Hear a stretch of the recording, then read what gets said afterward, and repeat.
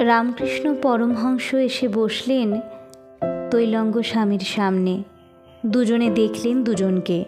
তারপর শুরু হলো ইশারায় কথা। শব্দ নেই, ভাষা নেই। উপস্থিত কেউই এসবের এক বর্ণও বুঝতে পারল না। বিদায় নেবার সময় তৈলঙ্গ স্বামী রামকৃষ্ণদেবকে একটি নস্যির ডিবে দিলেন। রামকৃষ্ণ হাসতে হাসতে সবটি নিলেন। পরে দক্ষিণেশ্বর এসে সেই কৌটোটিকে বানালেন মায়ের সিঁদুরের কৌটো। দক্ষিণেশ্বরে শিষ্যরা সবাই ঘিরে ধরল রামকৃষ্ণ পরমহংসদেবকে। সকলের মুখেই এক প্রশ্ন, কেমন দেখলেন তৈলঙ্গ স্বামীকে? রামকৃষ্ণ বললেন, দেখে এলুম সাক্ষাৎ শিবকে। শিবে আবির্ভূত হয়েছেন তৈলঙ্গধর। বাল্য নাম মা রাখলেন শিবরাম। আমি প্রশ্ন করেছিলাম, ঈশ্বর এক না অনেক?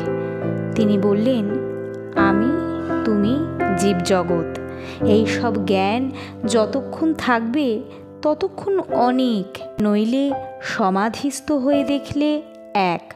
দেখলুম সে শরীরে হুঁশ নেই। রোদে বালি এমন তেতেছে যে পা রাখা যায় না। তারই মধ্যে দিব্যি আরামে শুয়ে আছেন। রামকৃষ্ণ পরমহংসদেবের মুখে এই কথা শুনে পরবর্তীকালে বাংলাদেশ থেকে অনেকেই গিয়েছিলেন কাশীধামে তৈলঙ্গ স্বামীর কাছে। গিয়েছিলেন স্বামী বিবেকানন্দ। তিনিও স্বামীজির সঙ্গে নির্বাক আলোচনা করেছিলেন ব্রহ্মতত্ত্ব নিয়ে। সেই কবে তৈলঙ্গ স্বামীকে দীক্ষা দিয়েছিলেন বিদ্যানন্দ। তারপর বহুদিন গুরু শিষ্যে আর দেখা নেই। কিন্তু জহুরই ঠিক জহর চেনে। এই দীর্ঘ অদর্শনের মধ্যেও যখনই কাশীধামের প্রসঙ্গ উঠত তখনই বিদ্যানন্দ আলোকারীকে শুনিয়ে দিতেন, কাশীধামে একটাই দেখার জিনিস রয়েছে, তার নাম তৈলঙ্গ স্বামী। সেই বিদ্যানন্দ হঠাৎ এলেন কাশীধামে তৈলঙ্গ স্বামীর আশ্রমে।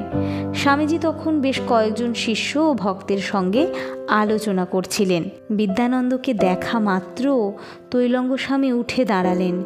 একটু এগিয়ে গিয়ে গুরুকে আলিঙ্গনে আবদ্ধ করলেন। সেই মুহূর্তে শিষ্য ও ভক্তরা অবাক হয়ে দেখলেন তৈলঙ্গ স্বামী বা বিদ্যানন্দ কেউ নেই সেখানে।